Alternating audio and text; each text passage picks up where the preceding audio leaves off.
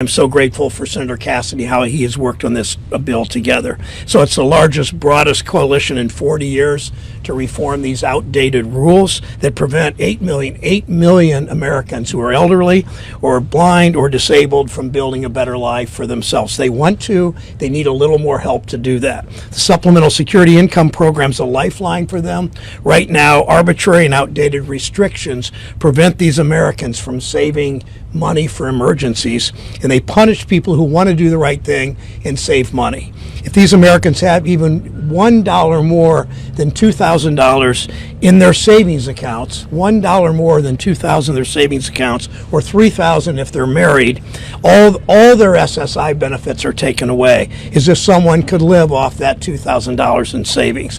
This hasn't been updated. The reason I said 40 years earlier, this hasn't been updated in 40 years. We've tried. Today we have this bipartisan coalition with this incredible group across the board, reaching much of American society in support.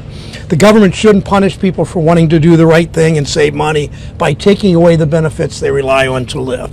We're coming together to introduce this bipartisan plan, raising that number from $2,000 to $10,000 in savings. So if they have $3 or $4 or $5 or $6 or $7 or $8 or $9,000, they don't lose their monthly check. And $20,000 for couples. No one gets rich off these benefits. The average monthly benefit is $585 for individuals.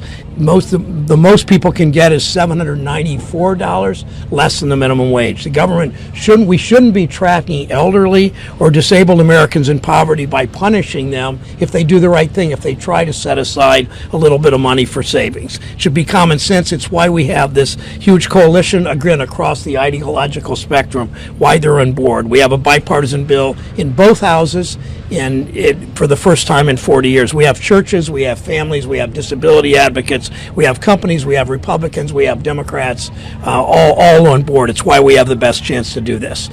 Senator Cassidy. Thank you all for being here. We're doing something really good for fellow Americans who happen to be disabled, but who were caught in a law passed 40 years ago. And it wasn't that 40 years ago they did something wrong. Well, no, they did. They tried to address the fundamentals of this program, but they didn't put in an index for inflation. And so now there are sums written 40 years ago which capture somebody now who, although disabled, wishes to have the dignity of work, wishes to save up should there be an emergency.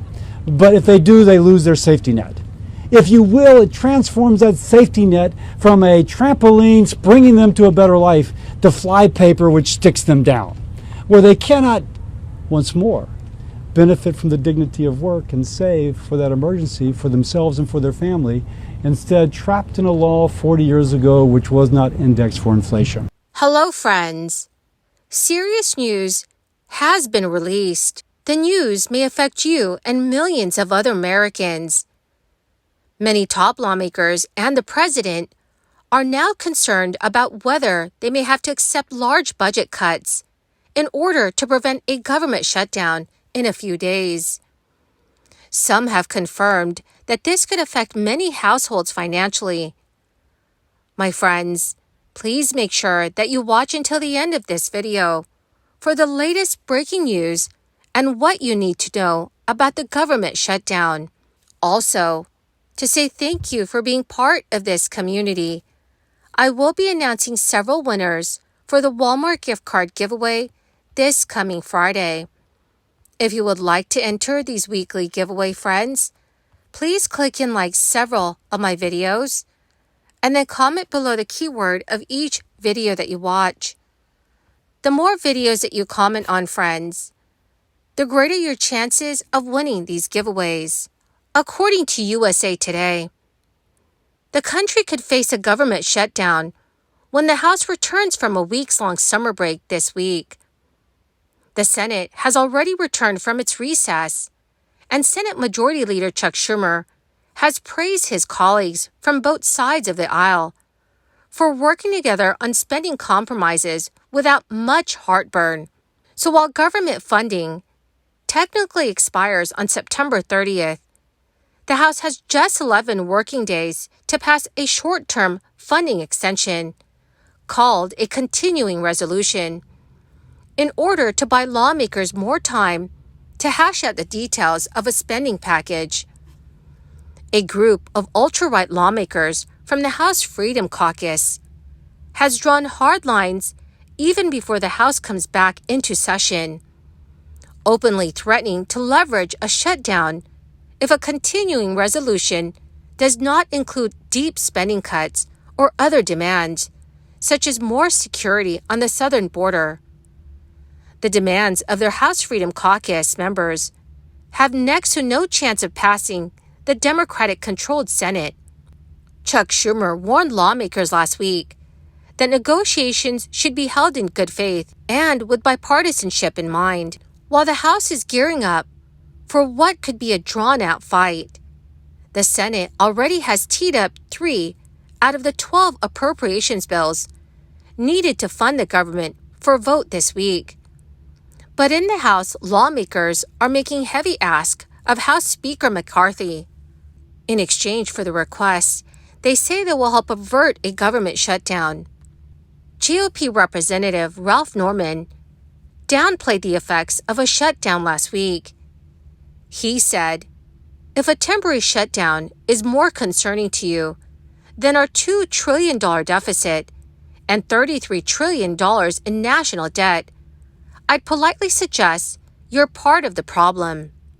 Every government shutdown plays out slightly differently, but generally, various government functions slow down in a shutdown. The Office of Management and Budget updates plans for a shutdown on a rolling basis, developed by each federal agency. The OMB decides what functions are essential and must continue, even if there is a shutdown. USA Today has reported that federal employees considered essential will continue to work without pay. After the government shutdown ends, those employees receive retroactive pay for the length of the shutdown. Other federal employees, however, are furloughed until Congress passes a spending package. Essential services include employees such as air traffic controllers and Border Patrol, as well as services such as Medicare and Social Security benefits. But even some of those services could be affected by a shutdown. During the 2018 to 2019 government shutdown, some TSA agents and air traffic controllers did not work because of financial limitations, causing flight delays and terminal closures. When it comes to non-essential services, some national parks could have to close down or offer limited resources for the length of the shutdown. Some food safety inspections considered non-essential will also be delayed. So it is important for Congress to avert a government shutdown as soon as possible. SNAP is a big government program that helps low-income families and households buy healthy groceries every month. Maine residents will continue to receive payments from the SNAP program over the next 3 days before the program wraps up for September. Food stamps are sent out to residents in the Pine Tree State from September 10th through September 14th. The payments are sent out depending on a person's day of birth. Texas SNAP program will also finish its September payments, which are worth up to $1,691 in 3 days. SNAP payments in the Lone Star State are issued over the first 10 business days of every month, and the final September payment will be issued this Friday. Lastly, the state of Arkansas is set to wrap up its September distribution of SNAP payments starting in 3 days. Well, my magnificent and most marvelous friends, that is the end of my daily stimulus update video for today. My dear friends, in 3 days, this Friday, I will be announcing several winners for the Walmart gift card giveaway. If you would like to enter these weekly giveaway, friends, all you need to do is click and like several of my videos and then comment below the keyword of each video that you watch. The more videos that you comment on, friends, the greater your chances of winning the giveaways. Thank you and have a wonderful and very blessed week.